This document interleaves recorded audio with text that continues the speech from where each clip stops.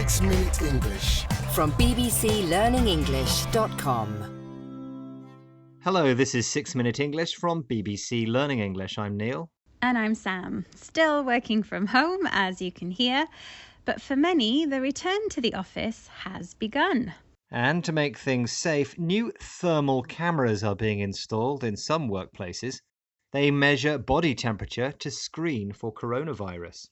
After weeks of working at home, the return to the office is slowly getting underway in a number of countries. But workplaces are having to change in this coronavirus era.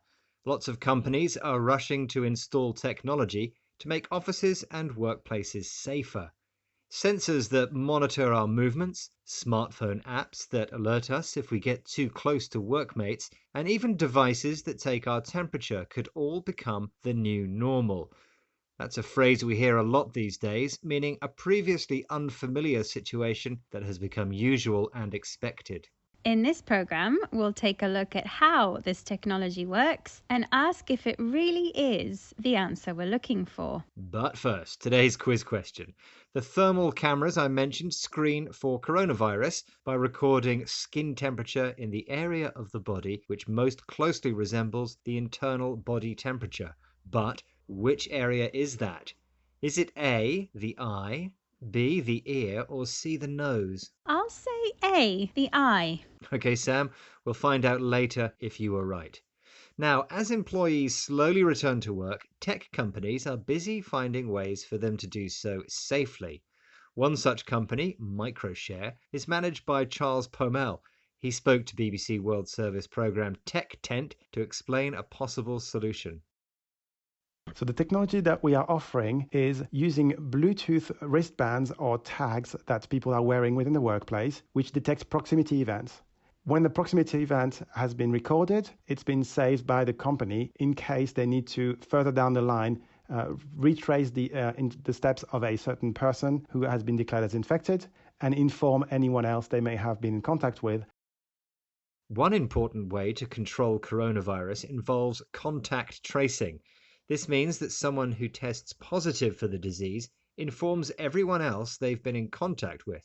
Microshare's system for this uses Bluetooth, technology that allows computers, mobile phones and other devices to communicate with each other without being connected by wires. Employees wear Bluetooth wristbands, which register when workers come into close proximity, how near a person is to another person. Anyone who has been close to a workmate will then know they have to take action if that person is found to have coronavirus later down the line, in the future. Wearing wristbands, monitoring data on smartphones, and being recorded by cameras. It all feels like quite a big invasion of privacy, doesn't it? It certainly does. And although some argue that such measures are necessary in these unprecedented times, others are worried about the possible consequences.